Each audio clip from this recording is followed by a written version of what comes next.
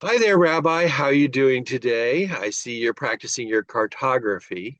Speaking of which, I saw a clip recently on the interwebs from the first Indiana Jones movie, and it made a great deal out of the little plane flying across from the Himalayas to Egypt and passing over a map of the Middle East where there was this big country called Palestine. But I don't see it on yours. What happened? Well, a quick history here.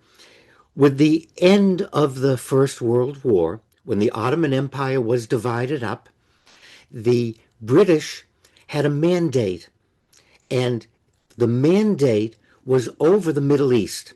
And there were several attempts to carve out or cut up the mandate. So there would be a Palestine, there would be an Israel, there would be no country, one country. There were a lot of partition plans that went before the United Nations.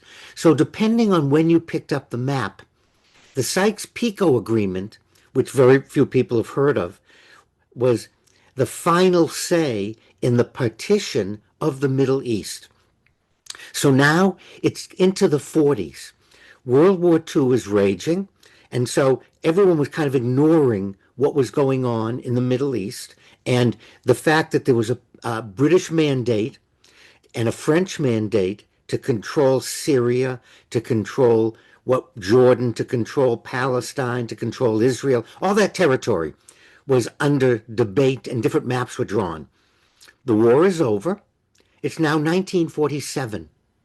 So on November 29th, 1947, the General Assembly of the United Nations adopted a resolution for the establishment of an independent Jewish state in Palestine and called upon the inhabitants of the country to take such steps as necessary on their part to put the plan into effect. This recognition by the United Nations of the right of the Jewish people to establish their independent state may not be revoked. It is moreover the self-evident right of the Jewish people to be a nation, as all other nations in its sovereign state. Accordingly, we, the members of the United National Council, representing the Jewish people in Palestine, and the Zionist movement of the world met together in solemn assembly, and the day of the termination of the British mandate for Palestine, by virtue of the national and historic right of the Jewish people and the resolution of the General Assembly of the United Nations, hereby proclaim the establishment of the Jewish state in Palestine to be called Israel.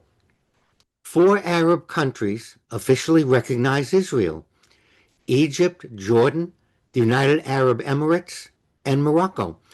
Saudi Arabia was on the verge of recognizing Israel when Hamas decided to short circuit that and throw it off track by taking hostages. Sudan has agreed to normalize relations. Now, let's go back to the UN. It's 1947. The UN passes Resolution 181, which proposed a partition plan for Palestine into what I mentioned, the separate Arab and Jewish states. Now, the plan was never implemented, so it was suspended because of the war that broke out in 1947. The UN just stopped doing it. However, the plan was for a country Palestine, a country Israel. France is going to recognize a Palestine.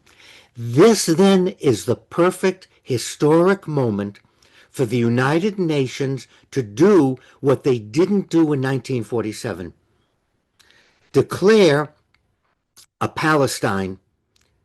And I mentioned Arab countries that have relations with Israel because there we have a whole group of countries and even others that don't formally recognize Israel that want to do something with what's going on in Gaza. Here we have all the support that would be needed to create a free, peaceful country of Palestine. Not a country that's going to be a surrogate for Iran, and not a country that's going to be overrun by Hamas and Hezbollah, because I believe that it's in the best interest of all the Arab nations not to let that happen. And I believe that given the wealth, the ingenuity, and the support of Arab countries, that we can have a Palestine that will cooperate with Israel, with Egypt, and with Jordan. And we can watch the area flourish. And this will go about solving one of the biggest issues going on. However, it's going to take determination and the will of Arab countries to join with the nascent country of Palestine to create a free, independent country looking out for the interests of the Palestinian people. I think that's going to go a long way, but again, nothing will happen unless the Arab Council recognizes the legitimacy of the state of Israel and says, we have a solution. And the UN is going to do what it didn't do in 1947. Well, isn't this also going to be problematic for the current Israeli government? Are they going to accept this declaration and cede the territory and control all the actions of its citizens, especially the ones that are going into the West Bank and seizing territory? Yes, I think if there can be a concerted effort on the part of Arab countries to recognize the legitimacy of the state of Israel and the illegitimacy of Hamas and Hezbollah, then it all can be negotiated. Because I believe that Israel will see that a country, just like Egypt and Jordan, is in their own best interest, and they will help make it happen. Let's hope you're right, Rabbi. Everybody wants peace in the Middle East, as far as I can tell, except for a few people who just want more discord. And we all have agreed that visualizing success is the first important step to achieving it.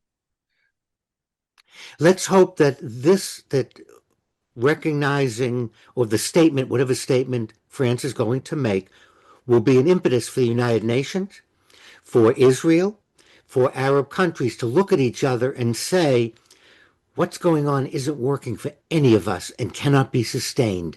So let's all of us agree, and here is a solution.